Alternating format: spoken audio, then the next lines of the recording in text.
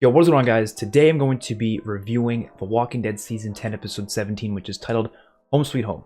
So I have recorded a reaction video to the episode. You guys will be seeing that when the episode officially airs next week. But for now, of course, I was able to see the episode early because of AMC Plus or AMC Premiere. I don't know what's the difference between the two, but they're great services to get because you get the episodes early, and that's pretty awesome.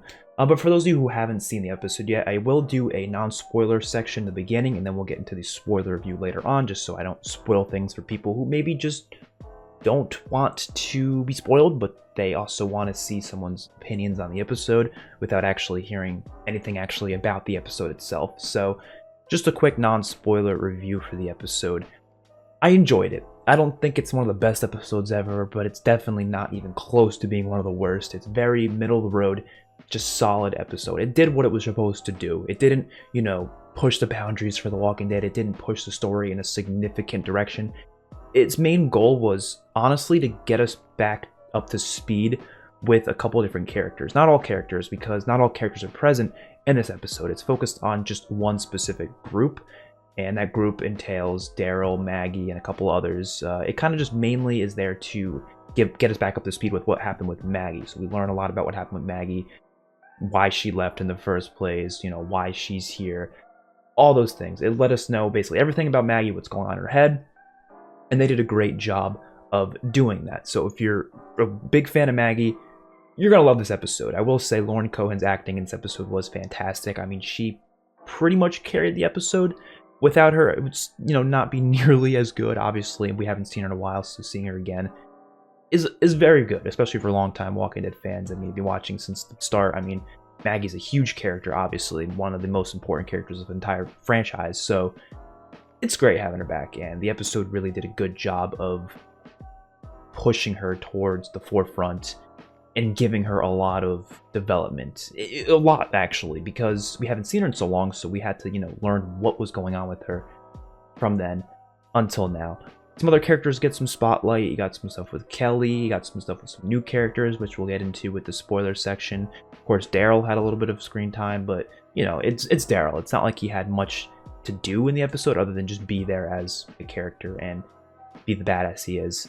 One thing I gotta say, the episode looks really nice, right? I'll talk about this more in the spoiler section as well, but they seemingly changed the way they filmed The Walking Dead. I'm not 100% sure. I've been told by some people that this is what they did, but I can't confirm it. But just from watching it, it does feel like the quality of the show has improved substantially.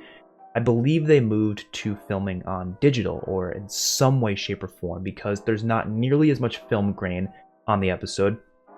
It looks a lot more cinematic. The shots just look clearer, I guess you can say. I'll put some screenshots, non-spoiler screenshots, on the screen just to let you guys know what I mean by that. It looks a lot better. The show looks cleaner, and I'm really glad they did this. Also kind of disappointed that they couldn't have done this like 4 seasons ago or something, because I guarantee you the Whisper War, All Out War, all these other awesome battles would have looked so much better with this new filming style. But that's besides the point. I just think it's great that they at least did it at some point. It's better late than never, I suppose, so I'm glad about that. Just a simple little score to give the episode. I would say 8 out of 10. It did what it had to do. Again, it's not something amazing, but it did what it was supposed to do. There was some good action there. There was some... I was mainly focused on the dialogue and the character stuff, though. The action wasn't like the best we've ever seen or anything, so it wasn't really the highlight of the episode. The highlight would have to be the stuff with the characters. There was a few moments here and there where I feel like they could have been slimmed short a little bit. We didn't need that much, so maybe they could have fit in a couple minutes of some other characters in this episode, because, like I said, it was a very bottled-in episode with just this one group. So they could have slimmed it down a little bit and maybe added in some other stuff to kind of give the episode a little bit more flair. Then again, I still think it did its job, and there was some pretty gruesome moments here and there, actually. Some pretty, like, holy shit moments, which were really intense, actually. It had a really intense sequence for about 10 minutes of the episode. One of my favorite sequences in the entirety of Season 10, so that's definitely something to look forward to. But without further ado, let's just get into the spoiler section now, because this is the part where I can talk about some in-depth stuff and not be very vague about the episode like I have to for non-spoiler sections. So the episode begins with Judith and Maggie just talking, right? And they had a really good conversation, actually. It's really awesome to see them together, obviously, because, I mean, Maggie literally, delivered Judith in season 3, so it's always great seeing those characters interact with one another. And they had a nice little talk, but then the scene that I was just like, I wanted more for it, but I know we're going to get more of this later, so I'm not going to be impatient about it. But Negan, or Maggie, confronts Negan, right? She sees him for the first time, which I thought she was in the same premise of Negan last episode, so I'm not sure how they didn't see each other, but this is the first time Maggie sees Negan since, season 9, episode 5, last time, when she confronted him. Well, I'm assuming she probably saw Negan at least once or twice after that, maybe. I don't know, but whatever. From what we saw, right? She confronts Negan. She doesn't say a word, though. She just looks, and just the look. Lauren Cohen gives amazing acting job. I mean, the whole episode, she does a great job, but this scene in particular, the look she gives Negan, and Negan's just like, I didn't escape, if that's what you're thinking. Like, he was let out, right? And he kind of just tries to talk a little bit, because, Negan talks a lot, so he was just still trying to talk to her. She just walks away. Really powerful scene, and I want to see more of this. We get a little bit more of this at the end of the episode, too, where Negan sees Maggie walk by. They don't really talk much. I'm expecting them to have a conversation in the finale with the Here's Negan episode. That's what I'm assuming they're going to give Negan and Maggie some dialogue, but I'm really looking forward to that, because I don't know what the hell they're going to say to each other. I don't know if it'll be anything like the comics, because we kind of already got that back in season 9, where Maggie was going to kill Negan, and then Negan was like, oh, just do it. Maybe it'll be a little bit different this time. I don't know. I don't know if they'll come to terms. Obviously, Maggie's not going to forgive him. That's just not going to happen. But I don't know. We'll have to wait and see on that. And then, Daryl groups up with Carol, Maggie, and we get to, learn some of these new character names. There's Elijah as well as Cole. So Cole looks like a badass, I gotta say. He looks like a bootleg Jesus almost, but he almost looks cooler than Jesus, honestly. So he's like the Jesus I always wanted. I like Jesus, but I'm just saying this guy looks a little cooler. I don't know. He looks like a badass.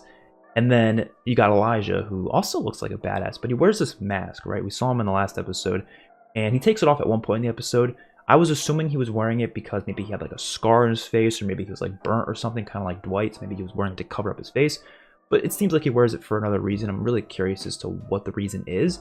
Maybe it's just for protection. Maybe I don't know, maybe it's bulletproof. Maybe he gets shot in the head. Maybe it won't kill him. I don't know. I don't know how, good that mask is. I don't know what it's made of. But he wears it for some reason. I'm assuming we're going to find out at some point. But the guy actually looks like just a normal dude. I was expecting to look like some crazy badass, like older guy. He looks almost younger, actually. He looked like he was in his 20s or something, but he's still a badass, though. He kicks ass in this episode, so that's awesome. We get some Walker action here in this little container yard area where they decide they want to hold up for the night. Now, this is going to go in the negative category of the episode. The Walker action is still just iffy to me. We've had some great stuff in the past, right? Some awesome Walker action. No Way Out, for example. Just that one scene with Rick just slicing and dicing. They just do too much shaky cam, it almost seems like now. And what I mean by that is, instead of them just filming someone killing a Walker, they film it so they'll cut it to they'll show the person slicing, they'll cut, and then they'll show the Walker getting killed. It's much less effective than just showing someone come down in one whole shot, showing someone come down and slice a Walker's head off.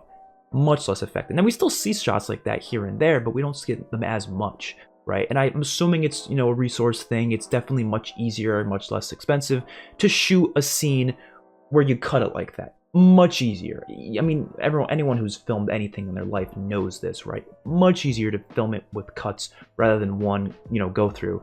Also, even if they do a go through shot where it's the entire shot and the kill is in one shot, it's done in a shaky cam sort of a way. I just want to see it clearly, you know what I mean? And a good example of that, obviously, like I said, would be Rick with his axe in season 6, episode 9, when he was killing those walkers. That's a good example of a great shot where Rick is just slicing and dicing, and it's well done. There was a couple other scenes with some walker action in this episode, but not too much. That was the main scene. But again, it's just I want to see it look a little bit better, but not a big problem. Then we get one of the best parts of the episode, and that is the conversation between Daryl and Maggie. And Maggie has an awesome story. I mean, it's a long scene, but it's an effective scene for sure. Maggie just kind of explains to Daryl why she left. And this was great because a lot of, fans, including myself, were questioning, like, why would Maggie go away for so long? Go away from her family? Like, I get she's trying to be with Georgie and trying to do all these big things, but why would she go away for so long? She explains it, right? She just wanted to get Negan out of her head. That was a big part of it, and going out there really just felt right to her. And when she found this community with Georgie, she was like, these people really needed them. So she felt really needed, I guess, because I guess Hilltop, they were doing pretty well. They don't really need Maggie as much as I guess this other community did.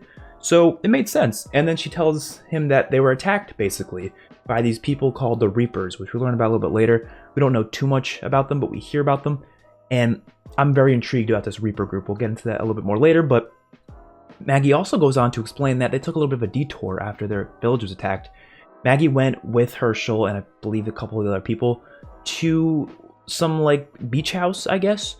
And this was such a good convo. I don't know, it was very peaceful. She was explaining to Daryl how nice it was to be in this beach house with Herschel for the first time. He was loving the waves. There was no walkers there. I feel like that could be in some way a hint of the end for Maggie, maybe? I don't know if that's foreshadowing. Maybe Maggie, in the end of the series, will live at a place like that. Because I'm trying to think of the comics. You know how the comics ended, and we went to the future, and Carl was living at that nice little house with Sophia and such. I wonder if they'll do something similar, but maybe Judith's living there. I don't know, with maybe Herschel's there. Maybe Herschel grows up, and maybe Maggie's older or something. I don't know if that would be kind of a weird thing to do because they're still doing other series, so it'd be weird to go in the future for the end of the show and just show what happens in the future for these characters, but then Daryl and Carol are still off on their own. I don't know. Could be somewhere they go in the future. I don't know. I hope, because I kind of want to see what this beach house looks like, to be honest. But I like that combo. It was a great combo. And then, of course, she says what we heard in the trailer where she was talking to Herschel about the fact that a bad man killed our father, killed Glenn. And that's interesting. And Daryl says, I don't know what we'll do with Negan. I really don't. So I'm curious to see what goes on with that. Then they find where Herschel and the rest of the group was held up, or supposed to be held up, and the place is just burnt down. It's just completely on fire, or it's not completely on fire. The fire kind of went out a little bit, but you could tell someone came and destroyed that place. Some of their people were lit up, burnt to a crisp, and then they go searching. And Maggie explains to Daryl about this group called the Reapers, and they sound terrifying because even Elijah, this badass looking dude, is afraid of them. He's shaking, he's shivering, he's like, dude, fuck this shit. And then people start getting lit up. 3 people die from gunshots from these people within the matter of a couple minutes. And Maggie and Daryl are just freaking out. Really intense scene. Loved this scene. They knew how to build tension effectively in this scene. And then they confront this guy. There was only one of them, it seems.